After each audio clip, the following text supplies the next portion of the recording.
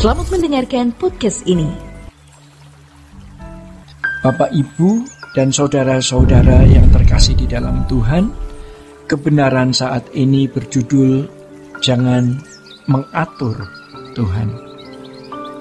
Di dalam Injil Matius pasal 6 ayat 32, Tuhan Yesus berkata, "Itu dicari bangsa-bangsa yang tidak mengenal Allah."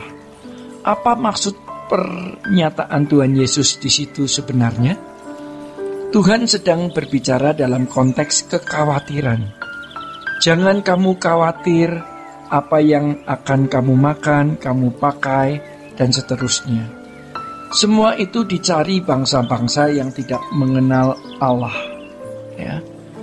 Akan tetapi Bapamu yang di surga tahu bahwa kamu memerlukan semuanya itu. Maka pertanyaannya, apakah kita tidak ikut mencari makan dan pakaian itu?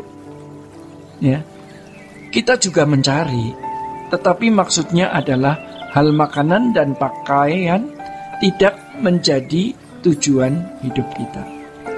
Di ayat 26 dikatakan, "Pandanglah burung-burung di langit yang tidak menabur dan tidak menuai dan tidak mengumpulkan bekal dalam lumbung, namun diberi makan oleh Bapamu yang di surga.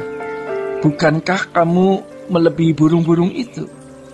Ada bagian yang burung-burung itu harus lakukan, yaitu terbang, ya, lalu mematuk atau mengambil makan yang tersisa. Bagian manusia yang harus menanam gandum. Bagian manusia yang harus bekerja untuk menumbuhkan. Artinya menanam gandum dan lain-lain itu bukan bagian burung. Burung tidak bisa menanam, tetapi burung punya bagian, yaitu ia harus terbang untuk mendapatkan makanannya. Demikian pula kita. Ada bagian yang tidak bisa kita lakukan, tetapi ada bagian yang kita lakukan, yaitu bekerja mencari nafkah. Di luar itu adalah bagiannya Tuhan. Bagian kita adalah berusaha memasukkan lamaran pada berbagai pekerjaan, mencoba usaha kecil baru, mencari peluang untuk berbisnis, dan sebagainya. Bagi yang punya bisnis, membuka kantor, memiliki hubungan dengan luar negeri, impor, ekspor, dan lain sebagainya, itu adalah bagian kita. Tetapi memang ada bagian-bagian yang tidak bisa kita penuhi atau tidak bisa kita lakukan, dan kita percaya itu bagian Tuhan. Seandainya kita tidak minta pun, Allah tahu bahwa itu bagian Allah, di luar kemampuan kita. Jangan coba-coba mengatur Allah, ya. Itu dicari bangsa-bangsa yang tidak mengenal Allah, artinya memang mereka menjadikan semua itu tujuan. Berbeda dengan kita sebagai orang percaya. Di ayat 33 dikatakan, "Carilah dahulu kerajaan Allah dan kebenarannya, maka semuanya itu akan ditambahkan kepadamu." Banyak orang Kristen yang salah melangkah. Jika mereka berdoa, mereka hendak mengatur Tuhan dengan doanya. Seperti misalnya, "Tuhan tolonglah supaya usaha ini jadi begini, jadi begitu. Tuhan tolonglah supaya rumah ini jangan disita. Tuhan tolonglah supaya begini, begitu." Sebenarnya kita tidak perlu mengatur Tuhan begitu rupa. Bahkan tidak jarang karena terlalu memaksa, akhirnya kita sendiri yang memperoleh kesulitan dengan pilihan kita. Misalnya karena kita terlalu berambisi untuk masuk dalam kantor pemerintahan tertentu, kemudian kita tergoda untuk korupsi, lalu masuk penjara. Di situ kita akan terlibat dalam skandal perselingkuhan dan lain-lain. Di situ akan bertemu orang jahat yang akan mencelakai atau mencederai kita.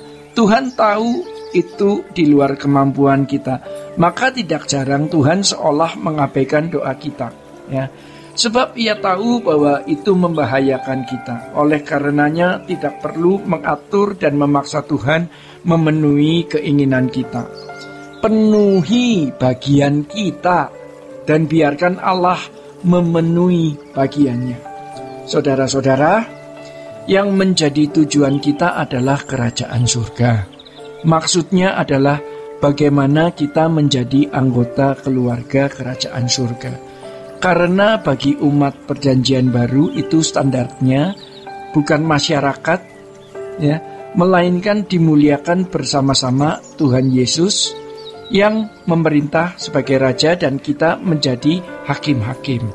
Jadi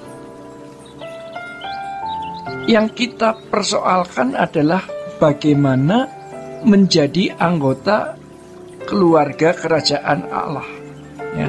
Yang kita persoalkan adalah bagaimana menjadi anggota keluarga kerajaan surga.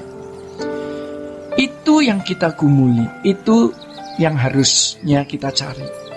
Kalau kita sekarang bisnis, kita kerja, kita berdagang, kita membesarkan anak-anak dengan segala aktivitasnya, itu bukanlah tujuan, ya. Tujuan kita adalah bagaimana menjadi anggota keluarga kerajaan surga yang baik.